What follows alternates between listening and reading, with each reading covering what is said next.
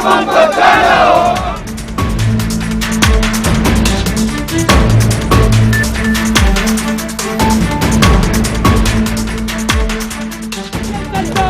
चलेगी, नहीं चलेगी, सरकार नहीं चलेगी, नहीं।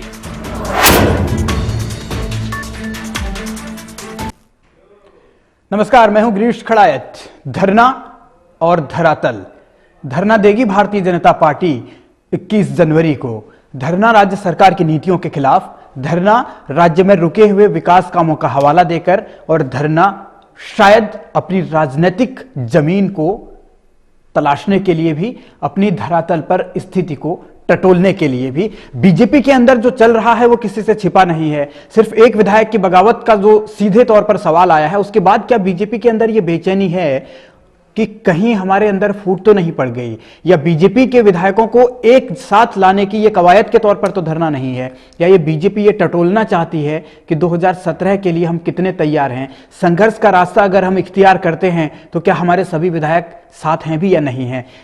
इसके मद्देनजर इस धरने पर निगाहें जरूर रहेंगी। लेकिन भारतीय जनता पार्टी के अंदर से अगर धरने की सुगबुगाहट हो रही है तो कांग्रेस का सीधा सीधा एक सवाल है कि यह धरना अगर पीएम आवास पर दिया जाता तो क्या सही नहीं रहता। इसके पीछे कांग्रेस का यह तर्क है कि केंद्र सरकार से उत्तराखंड को मदद नहीं मिल रही है, उत्तराखंड की आवाम की अनदेखी हो रही है, उत्तराखंड के हितों की रक्षा केंद्र सरकार नहीं कर पा रही है।